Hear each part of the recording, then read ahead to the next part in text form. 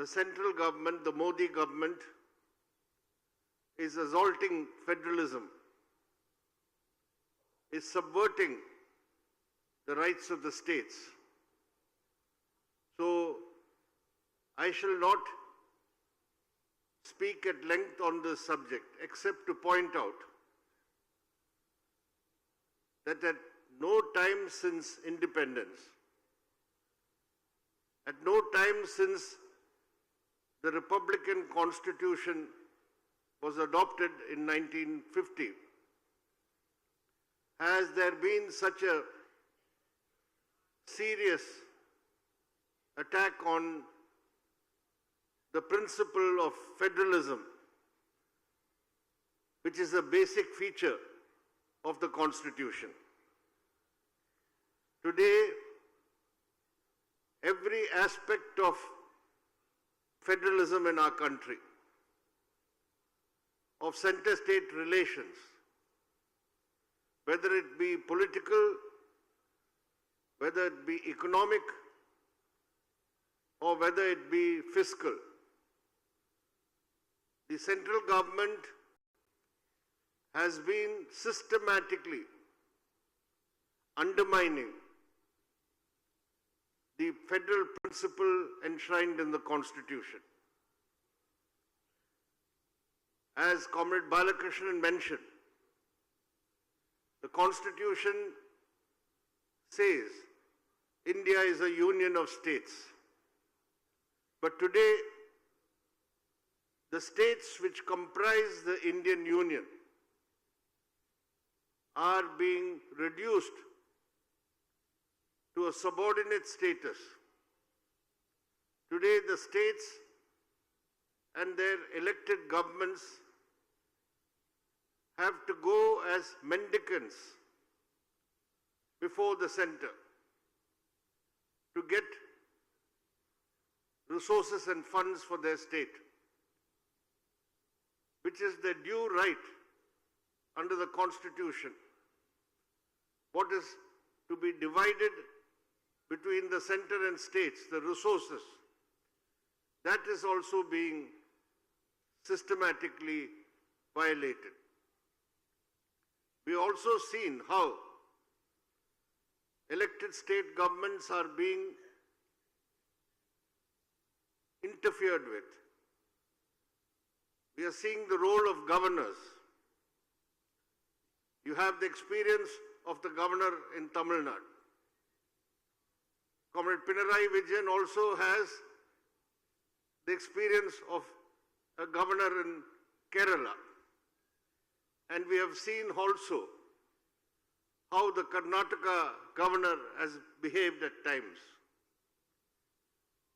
All the states which are run by the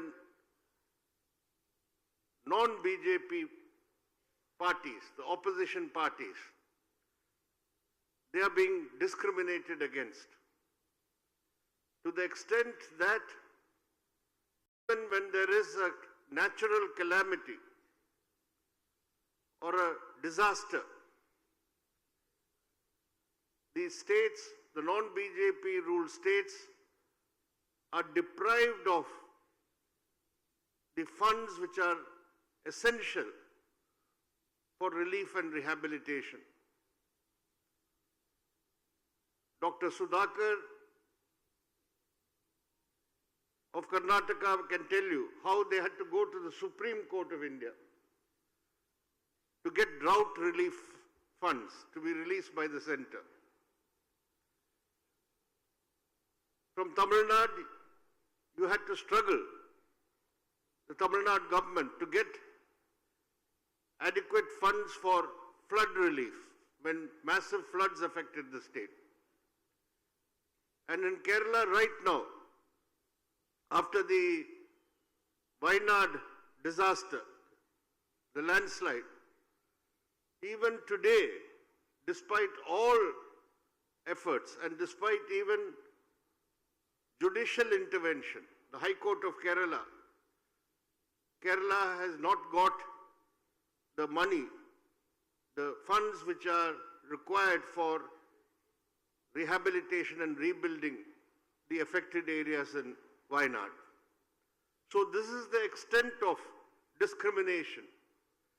The Modi government is now extending to governments which belong to parties which are different from them. It is not only that. The Modi government has gone to the extent now of destroying what is the constitutional basis of the Union of States. For the first time in the history of our country, a full-fledged state, the state of Jammu and Kashmir, was dismantled, broken up into 2 union territories, illegally done. So even a state can be made a non-state under the Modi government. So this is the threat that we are all facing, the threat to federalism, the threat to the Constitution, and the threat to federalism is a threat to democracy also. Because each state has their own elected legislature. That state's legislature has got the elected government appointed. And now the viceroy appointed by the center, a governor, will override the state government and the state legislature. This is not only anti-federal, this is anti-democratic. That is why our defense of federalism means also a defense of democracy.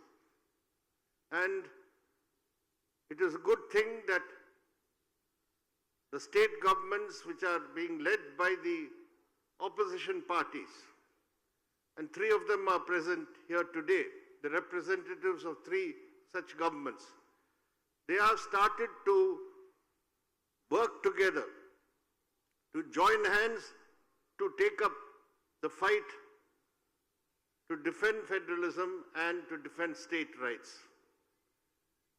The Chief Minister of Tamil Nadu took the commendable initiative recently on the question of the forthcoming delimitation of constituencies for the Lok Sabha and state legislatures. On March 22nd, a meeting was held of all the southern states, governments and major political parties, and other states which would be affected by delimitation like Odisha and Punjab.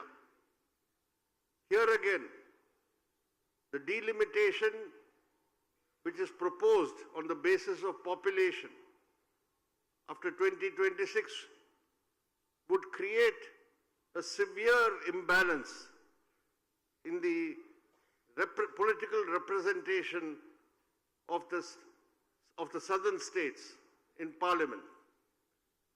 And this would further vitiate the federal principle and also open up the way for domination, political domination. Therefore,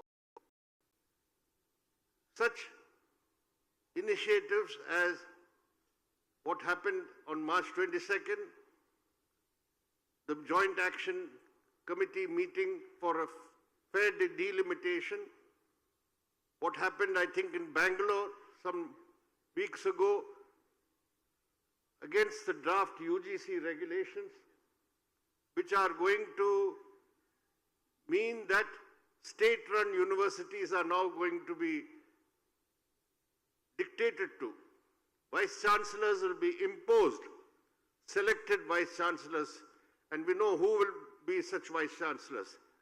The RSS will select the vice-chancellors of state universities if this UGC guideline comes into force.